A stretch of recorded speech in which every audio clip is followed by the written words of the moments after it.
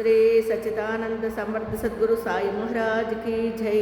సాయి బిడ్డలందరికీ కూడా సాయినాథుని ఆశీర్వాదాలతో మనము 32వ అధ్యాయంలో ఉన్నామండి. నిన్నటి వరకు అన్వేషణతో ముగిసింది. ఈవేళ గోఖలే గారి భార్య ఉపవాసం దాని గురించి చెప్పుకుందామండి. బాబా ఎన్నడూనూ ఉపవసించలేదు, ఇతరులను కూడా ఉపవాసం చేయనిచ్చువారు కారు. ఉపవాసము చేయువని మనస్సు స్థిమితముగా నుండదు, అట్టివాడు పరమార్థం ఎట్లు సాధించును. అంతే కదండి. మరి నిజంగా అంతేనండి. చాలామంది ఏం చేస్తారంటే పూజలు అని చెప్పి అలాగని చెప్పి ఉపవాసం ఉంటారు. ఉపవాసము అంటే నువ్వు మార్నింగ్ లేచిన తర్వాత శుభ్రంగా శుచిగా తయారయ్యి దీపం పెట్టుకొని పూజ అయిపోయిన తర్వాత టైంకి మనము ఆహారం తీసుకోవచ్చు, తప్పలేదు. కానీ పనులన్నీ అయిపోవాలి, నేను అనుకున్న కార్యక్రమాలన్నీ అయిపోయిన తర్వాత కానీ నేను పూజ చేసుకోకూడదు అంటూ ఉపవాసిస్తూ ఏం చేస్తారంటే ఎప్పుడో వాళ్ళ టైం కుదిరినప్పుడు భగవంతుడి దగ్గరికి వెళ్తారు. అది ఉపవాసం అని ఇంకో రకంగా ఏం చేస్తారు, ఇలా పూజ చేసుకుని నేను ఈవేళ ఉపవసించానని చెప్పి ఎప్పుడో చేసుకున్న తర్వాత ఇప్పుడు భోజనం చేస్తారు. లేదు ఇప్పుడు శివరాత్రి జాగారం రానివ్వండి, ఇంకో రకంగా వచ్చినా కూడా ఉపవాసం పేరుతో ఏదో అల్పాహారము పానీయము తీసుకోవచ్చు. చక్కగా భగవంతుడిని మనసారా పూజించగలుగుతాము, ధ్యానించగలుగుతాము. ఉపవాసం పేరుతో మీరు చేస్తే ఆకలి అవుతుంది. ఆత్మారాముడుని శాంతింప చేయాలని బాబాగారు మనకు చెప్పారు. ఈ విధంగా ఆత్మని మనము ఏదో ఒక రూపంలో కొంచెం శాంతింప చేస్తే మన మనస్సు నిలకడగా భగవంతుడి మీద ఉంటుంది. అది అందుకని బాబాగారు ఏమన్నారంటే, మేము ఉపవాసాలు చేసేసామండి, పూజలు చేసేసాం. పూజ చేస్తే నీకు భక్తి ఎక్కడిది? భక్తి అనేది ఉండాలి కదా, మనసు నిండా భగవంతుని యొక్క ఇది ఉండాలి కదా. ఆ ధ్యాసలో ఉండేవాళ్ళు వేరే, అది వేరే. కానీ మామూలు సామాన్య భక్తులుగా ఉండేవాళ్ళు మేము ఉపవాసాలు చేసామని చెప్పి భగవంతుడి మీద భక్తి ఉండదు, ఆకలేస్తుంది, ఓ పక్కని ఆత్మారాముని శాంతింపచేయరు, వాళ్ళు శాంతపడరు, ఇలా చేస్తూ ఉంటారండి. అదే అందుకోసమే బాబాగారు ఏం చెప్పారంటే, మనము భగవంతుడి మీద తదేకమైన దృష్టిని మనస్సుని పెట్టాలంటే ఆత్మకు కూడా సరైన పోషణ ఇవ్వాలి. అయితే ఎర్లీ మార్నింగ్ లేస్తాము, చక్కగా మొహం కడుక్కుంటాము, ఆ తర్వాత కాలకృత్యాలు తెచ్చుకుంటాము, స్నానం చేసి భగవంతుడి దగ్గరికి దీపం పెట్టుకుంటాము. ఆ తర్వాత నీకు టిఫిన్ టైం అవుతుంది, తినేయచ్చు. నేను ఉపవాసం ఉన్నానండి అని చెప్పి నీ పనులన్నీ ముగించుకుని చేస్తే అది ఉపవాసం కింద రాదు. ముందుగానే భగవంతుడికి ప్రసాదం పెట్టి నువ్వు నమస్కరించుకున్న తర్వాత ఆ ప్రసాదాన్ని మనం కూడా స్వీకరించాలి, ఆ భక్త శ్రేషాన్ని. అప్పుడు ఆయన కూడా మనకి ఆశీర్వాదం ఇస్తారు. ఈ విధంగా ఒత్త కడుపుతో దేవుణ్ణి చూడకూడదని, మొట్టమొదట ఆత్మను శాంతింపచేయాలనని, కడుపులో తడి కలుగజేయ ఆహారము కానీ పౌష్టిక శక్తి కానీ లేనప్పుడు భగవంతుని ఇట్లు పూజించగలము, ఇట్లు ఏ నాలుకతో పొగడగలము, చెవులతో వినగలము, ఇవే ఏల మన అవయవములన్నీయును వాని శక్తిని అవి సంపాదించుకున్నప్పుడు, అవి మంచి స్థితిలో ఉన్నప్పుడే మనము భక్తిని మొదలగు సాధనలను ఆచరించి దేవుని చేరగలము. కాబట్టి ఉపవాసము కానీ మితిమించిన భోజనము కానీ మంచిది కాదు. ఆహారములో మితి శరీరమునకు మనస్సునకు కూడా మంచిది. అది అంటే నువ్వు ఇప్పుడు నేను ముందుగా చెప్పింది చూడండి, ఉపవాసం అనేది ఏ విధంగా మనకి పూజలు వ్రతాలు అవి వస్తూ ఉంటాయి.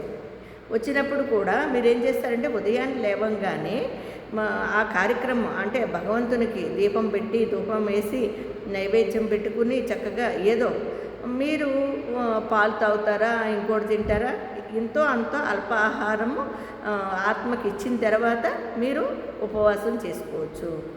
మీకు ఇంకా ఆకలి మీద చేసపోదు, ఆత్మ బాధపడదు. కాబట్టి ఆత్మని శాంతింపచేసి చేయమంటున్నారు బాబాగారు. అలాగనే నువ్వు కడుపు నిండా తినేసి ఆహాని నిద్రపోమ్మని చెప్పట్లా. నువ్వు చాలా తక్కువగా అల్ప ఆహారం తీసుకుని చక్కగా ఉపవసించవచ్చు. ఉపవాసం అనేది నిజానికి చేస్తూ ఉంటే మధ్య మధ్యలో చాలా మంచిదండి. ఊరికే అల్పాహారం తీసుకుని పానీయం తీసుకుంటూ ఒక్కొక్కసారి వారానికి ఒకసారి అయినా సరే కటిక ఉపవాసం ఉంటే కూడా కడుపుకి చాలా మంచిది. అది వేరే ఉపవాసం. కానీ ఇలా పూజలు అవి చేస్తున్నప్పుడు పనులు ఉంటాయి. అప్పుడు ముందుగా భగవంతునికి నమస్కరించుకున్న తర్వాత మీరు ఉపవసించవచ్చు. అంటే ఆటోమేటిక్గా పాలను పండను ఏదో తింటారు కదా. అయితే భగవంతుడికి ధూపదీప నైవేద్యాలు అయిన తర్వాత మీరు అల్పాహారం తీసుకుని చక్కగా ఉపవసించవచ్చు. అంతేకాని నేను ఫుల్గా నేను ఉపవాసం ఉన్నానండి అంటూ ఆకలితో బాధపడుతూ ఆ భగవంతుడి దగ్గర భగవన్నామస్మరణ చేయలేమండి. ఇది నిజం. చాలా వరకు ఒక వయసు వచ్చిన తర్వాత అవి చాలా అవాయిడ్ చేసుకుంటే మంచిదండి. చాలా పెద్దవాళ్ళు ఉంటారండి, ఇప్పుడు నెలలు ఉండవు. చిన్నపిల్లలు ఉన్నారనుకోండి, వయసులో వాళ్ళు శుచిగా చక్కగా ఉండాలి. అదే పెద్దవాళ్ళు ఉన్నారనుకోండి, వాళ్ళకి ఏమి ఉండదు, చక్కగా ఉంటారు. అంటే ఏ అంటూ ముట్టు లేకుండా ఉంటారు. వాళ్ళు మరీ నిష్టగా చేదస్తంగా చేయని అవసరం లేదు. భగవన్నామస్మరణ చేసుకుంటూ వాళ్ళు ఓపుకున్నంత వరకు చేసుకుంటే కూడా భగవంతుడు మీ దగ్గరే ఉంటాడు. మీరు ఉపవసించి ఐరాణ పడిపోయి బాధపడిపోయిన అవసరము లేనే లేదు. బాబాగారి విషయానికి వస్తే నాకు ఇతరితర దేవతామూర్తుల్లో ఏమో తెలియదు కానండి, ఏదైనా సరే కటికి ఉపవాసం అనేది తప్పు. ఇంకా ఒక స్టేజ్కి వచ్చేసిన 60 ఏళ్ళు దాటిన తర్వాత ఇంక వాళ్ళకి స్నానం చేయకపోయినా కాళ్ళు చేతులు శుచిగా ఉండి శుభ్రంగా ఉంటే భగవన్నామస్మరణ చేసుకుంటూ నమస్కరించుకున్నా కూడా మీ దగ్గరే ఉంటాడండి భగవంతుడు. ఎక్కడో కానీ ఉండడు. ఆయన్ని ధ్యానించుకుంటూ మీ పనులు మీరు చేసుకుని అంత ఆహారం తిని చక్కగా ఆయన్ని ధ్యానించుకున్నా కూడా, అంటే ఆ స్థితిలో కూడా అయిపోయి ఈవేళ ఏదోనంట ముఖ్య విషయము మన ఏదో పండగనో లేదా మీరు బలవంతంగా అయితే ఏమి చేయక్కర్లా. పెద్దవాళ్ళకి సంటూ ఏమి ఉండదు. అది ఒక వయసులో ఉండే వాళ్ళకి నెల వాళ్ళు మంత్లీస్ ఉంటారు కాబట్టి కొంచెము, ఎందుకంటే భయం భక్తితో ఉంటారని చెప్పి నిష్ట పాటించండి అని చెప్తాం. అంత మాత్రాన వాళ్ళు కూడా ఇప్పుడు ఈ జనరేషన్లో ఇప్పుడు తినే తెల్లకి వాటికి అనారోగ్యాలు పాలైపోతున్నామండి. ఏం తిన్నా తినకున్నా ఎలా ఉన్నా కూడా ఏదో ఒకటి వస్తుంది. అందుకని ఆత్మని టైంకి అంత ఆత్మలో వేసి మీరు మీ పనులు దైవ సాన్నిధ్యంలో దైవ కార్యక్రమంలో అన్నీ చేసుకోవచ్చండి. ఎవరికైనా ఏదైనా ఈ విషయంలో డౌట్ వస్తే కనుక మమ్మల్ని అడిగితే దానికి సమాధానం మీకు చెప్తాం. ఎందుకంటే ఒక ఉపవాసంలో ఉండే ఏమైనా పాటించాల్సినవి కానీ, మీకు ఇతరితర పూజా విషయాల్లో ఏమైనా డౌట్స్ ఉన్నా, ఇతర కార్యక్రమాల్లో ఏదైనా డౌట్స్ ఉన్నా కూడా మమ్మల్ని సంప్రదిస్తే మా నుండి మీకు సమాధానం వస్తుంది. సాయిరామ్. అయితే ఏ నాలుకతో పొగడగలము, ఏ చెవులతో వానిని వినగలము, ఏల మన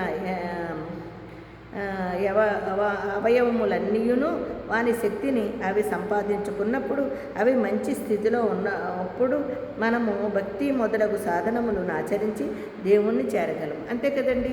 మనకి అన్ని రకాలుగా, నేను ఇంతకుముందు చెప్పాను మీకు, పెద్దలు కానీ ఇది మనకి అన్నీ సహకరించి అన్ని రకాలుగా బాగుంటే మనము భగవంతుణ్ణి చేరగలము. కాబట్టి ఉపవాసము కానీ మితిమించిన భోజనము కానీ మంచిది కాదు. అంటే పూర్తిగా ఉపవాసం కానీ అలాగే ఎక్కువగా తినేయడం కానీ మంచిది కాదు. ఆహారంలో మితి శరీరమునకు మనస్సుకు కూడా మంచిది. మనము ఎంత మితంగా ఉంటామో, ఎంత జాగ్రత్తగా వ్యవహరిస్తామో అప్పుడు మనకి ఆరోగ్యం ఉంటుంది, చక్కగా అన్నీ మనస్సు కూడా స్థిరంగా ఉంటుంది. గోఖలే భార్య కానిట్కర్ భార్య శ్రీమతి కాశీబాయి వద్ద నుండి దాదాకెల్కర్కు జాబు తీసుకుని షిరిడీకి వచ్చెను. ఆమె బాబా పాదముల వద్ద 3 రోజులు ఉపవసించి కూర్చుని నిశ్చయముతో వచ్చాను.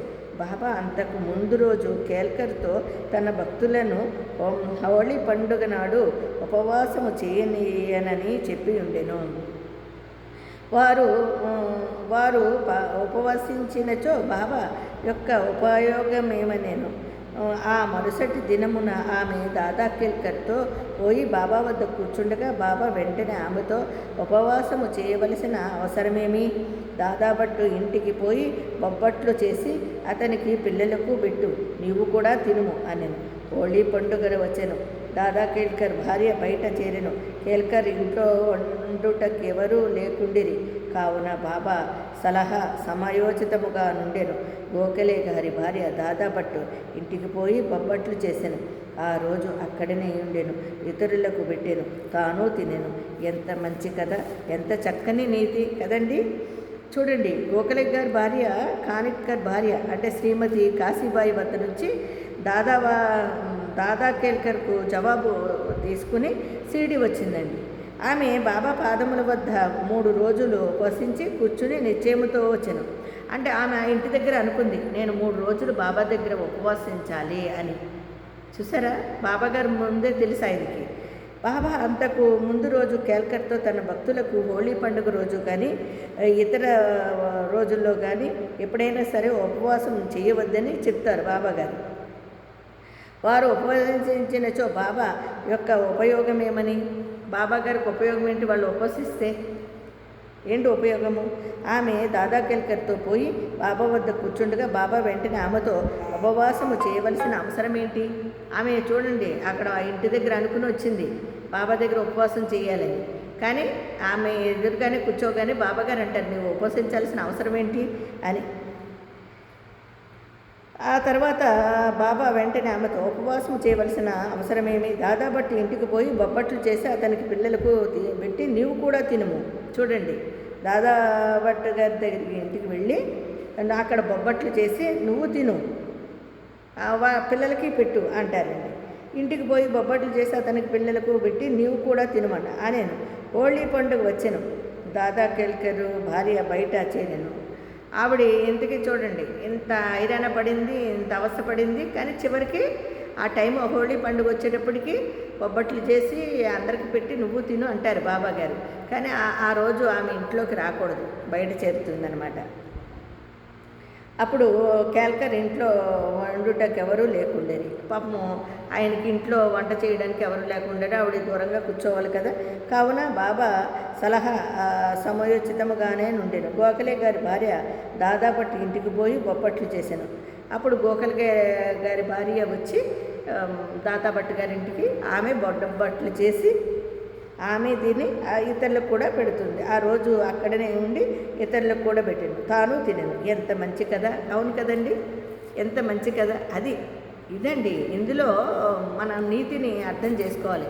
అంతేగాని ఉపవాసం చేశాను, పూజలు చేసేసాను, భజనలు చేసేసాను, నేను అలా చేశాను ఇలా చేశాను అనుకుంటా, అది తప్పండి. అది బాబాగారు అలా చెప్పలేదు, ఇలా చెయ్యి అలా చెయ్యి అని ఏమి బాబాగారు మనకేం చెప్పలేదండి. అయితే బాబా సర్కారు బాబా తన బాల్యంలో జరిగిన కథను ఈ విధముగా చెప్పెను. చిన్నతనములో భుక్తి కొరకు వెదకుచు బీడ్గాం వెళ్ళి తిని అక్కడ నాకు బట్టలపై చేయు అల్లిక పని దొరికెను. శ్రమ అనక కష్టపడి పని చేసి తిని యజమాని నా పనికి సంతృష్టి చెందెను. నాకంటే పూర్వము 3 కుర్రవాళ్ళు పనిలో నుండిరి. మొదటి వానికి 50 రూపాయలు, రెండో వానికి 100 రూపాయలు, మూడో వానికి 150 రూపాయలు ఇచ్చేరి. నాకు 3 మొత్తములకు 2 ఇంతలు ఇచ్చేరి. చూడండి, బాబాగారు ఏమని చెబుతున్నారంటే, బాబాగారు నేను ఒక కథ చెప్పారనమాట. నేను ఒకప్పుడు నా బాల్యంలో జరిగిన కథ చెప్తాను వినండి అని చెప్పి, నా చిన్నతనంలో భుక్తి కొరకు నేను బీడ్గాం వెళ్ళి తిని అక్కడ నాకు బట్టలు అల్లికలు అంటారు కదా, బట్టలు అల్లే పని దొరికిందంట బాబాగారికి. శ్రమ అనక కష్టపడి తిని. చూడండి, బాబాగారు శ్రమ అనక కష్టపడి యజమాని నా పనికి సంతృష్టి చెంది నువ్వు బాగా పనిచేస్తున్నావని చెప్పి నాకంటే పూర్వం 3 కుర్రవాళ్లకు పనిలో నుండి మొదటి వానికి 50 రూపాయలు, రెండో వానికి 100 రూపాయలు, మూడో వానికి 150 రూపాయలు ఇచ్చారటండి ఈయనకన్నా ముందు చేరిన వాళ్ళకి. కానీ చూడండి, బాబాగారికి ఆ 3 ఇచ్చినంత కన్నా ఒకేటే వంతుగా 600 రూపాయలు జీతం ఇచ్చారంటండి బాబాగారికి.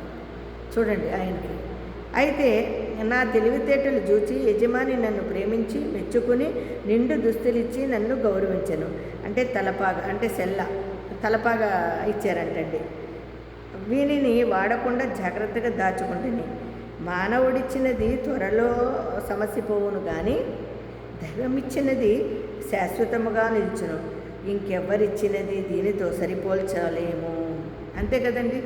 మనకి ఇతరులు ఏదన్నా ఇచ్చారనుకోండి, అది మాసిపోతుంది, అంటే చెరిగిపోతుంది.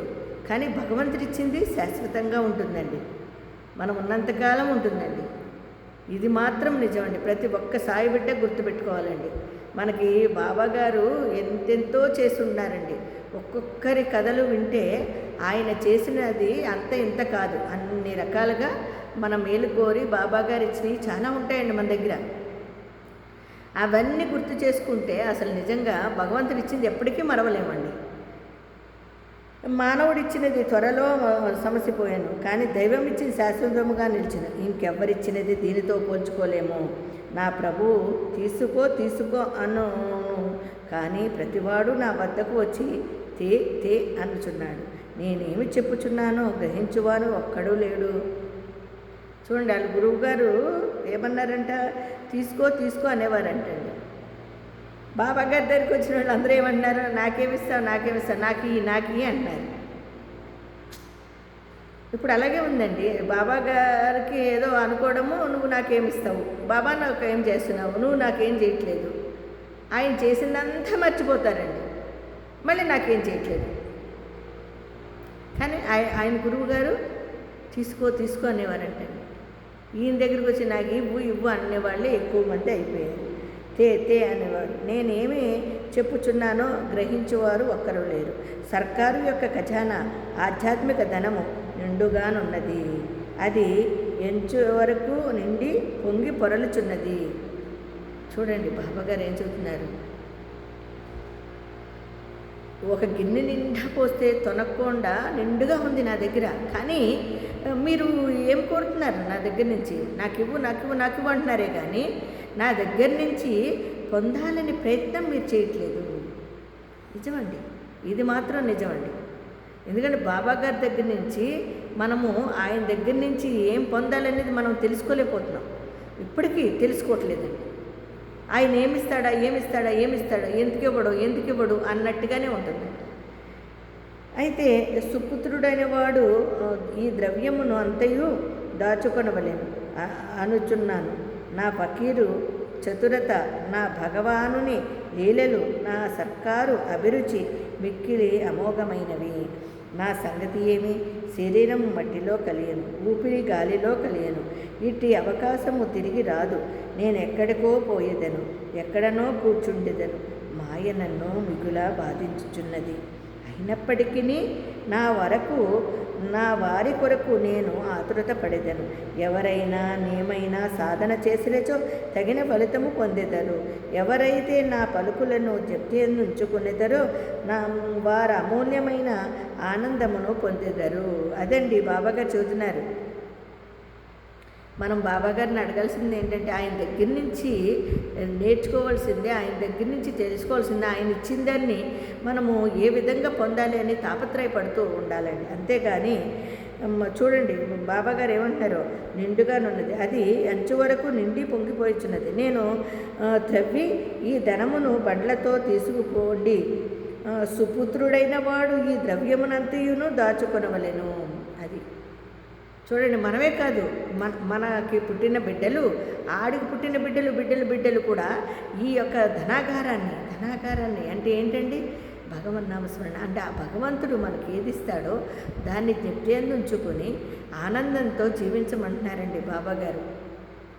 ఇప్పుడు ఏం కోరుకుంటున్నాం మనము? ధనం, డబ్బు, ఆస్తులు, అంతస్తులు, ఎనలేని సంపాదన, ఇవే కోరుకుంటున్నాం కానీ ఆత్మ సాక్షాత్కారాన్ని కోరుకోలేకపోతున్నామండి. కాబట్టి బాబాగారు చూడండి ఎంత వివరణాత్మకంగా, ఎంత గొప్పగా చెప్పారు. మీరే కాదు, మీరు పొందడమే కాదు, మీ బిడ్డలు పొందేలా చేయండి.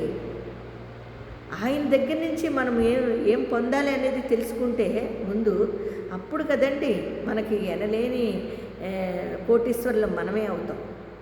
బాబా దగ్గర నుంచి పొందాల్సింది ఏం పొందాలండి మనము బాబా దగ్గర నుంచి?